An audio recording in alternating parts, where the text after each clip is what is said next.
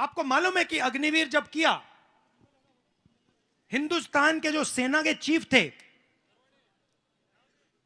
क्या नाम है, कहां के हैं, हाँ, महाराष्ट्र के जो चीफ थे, उनको अग्निवीर के बारे में बताया भी नहीं।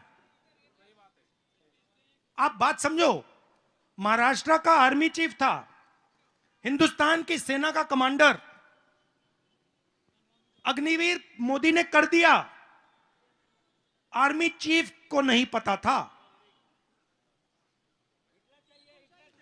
अब हिटलर शाही क्यों, मैं बताता हूं आपको। पहले एक तरीके का शहीद होता था।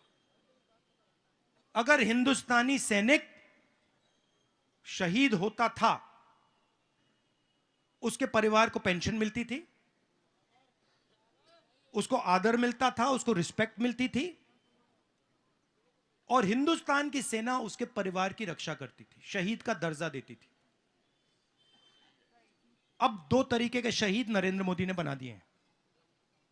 एक साइड पे वो शहीद जिसको पेंशन मिलेगी, परिवार को पेंशन मिलेगी, उसकी रक्षा होगी, शहीद का दर्जा मिलेगा, लाश के ऊपर हिंदुस्तान का तिरंगा रखा जाएगा, और एक दूसरा शहीद जिसको कोई पेंशन नहीं मिलेगी, कोई रिस्पेक्ट नहीं मिलेगी, और शहीद का दर्जा भी नहीं मिलेगा, वो है अग्निवीर। चाइना के जो सैनिक हैं, उनको 3-4 साल की ट्रेनिंग मिलती है। मॉडर्न हथियार चलाने में कम से कम 2-3 साल लगता है सीखने में। चाइना के सैनिकों को 3-4 साल की ट्रेनिंग मिलेगी। हमारा बेचारा जो अग्निवीर है, उसको 6 महीने की ट्रेनिंग देकर उसके सामने खड़ा कर देंगे। क्या होगा? अगर मैंने आपको मैंने 3 साल की हथियार चलाने की ट्रेनिंग दे दी, 4 साल की हथियार चलाने की ट्रेनिंग दे दी, और इनको 6 महीने की दी, और आपको एक के सामने एक खड़ा कर दिया, तो होगा क्या? अब यह अग्निवीर क्यों लागू हुआ? क्योंकि नरेंद्र मोदी जी चाहते हैं कि जो पेंशन का पैसा है, वो सीधा अदानी डिफेंस को जाए, कि अदानी हथियार खरीदे। अदानी क्या करेगा? अदानी पार्टनरशिप करेगा अमेरिका की कंपनी से, इजराइल की कंपनी से।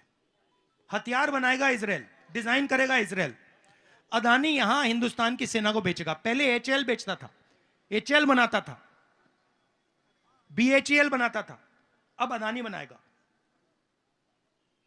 जवान जाएगा बिना ट्रेनिंग के हथियार के साथ, शहीद होगा, उससे कहेंगे भैया तुझे शहीद का दर्जा नहीं मिलेगा, रिस्पेक्ट नहीं मिलेगी, तू अग्निवीर है।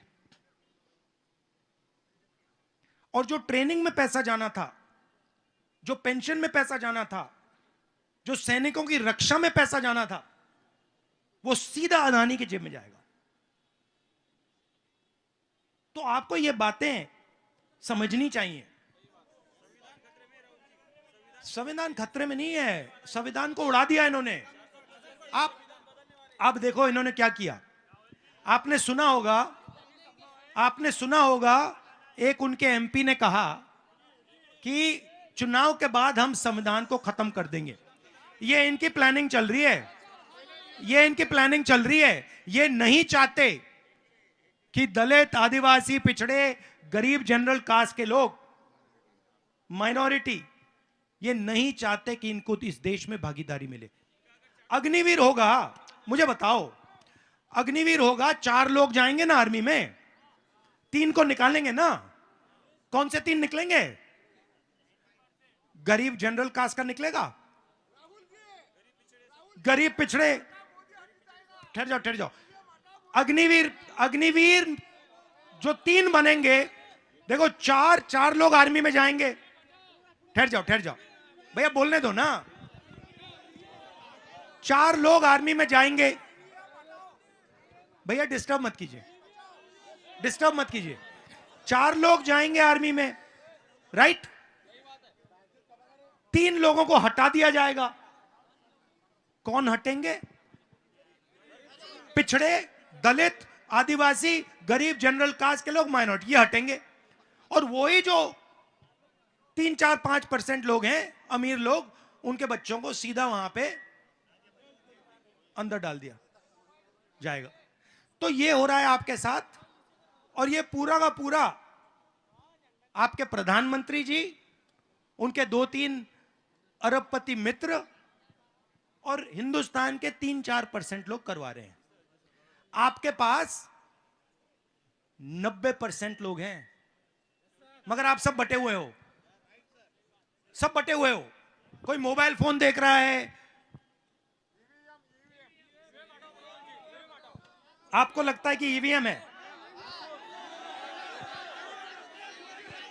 कुछ ना कुछ तो है, कुछ ना कुछ तो है ईवीएम में।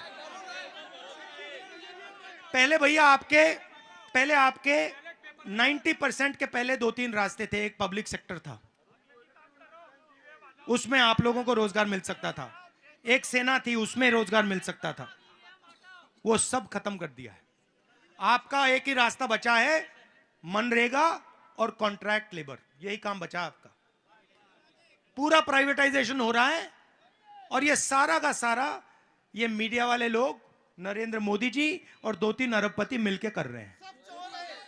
तो ये मैं आपसे कहना चाहता था, इसलिए हमने भारत जोड़ो न्याय यात्रा, न्याय शब्द इसमें जोड़ दिया। आप सबका बहुत बहुत धन्यवाद। जय महाराष्ट्र।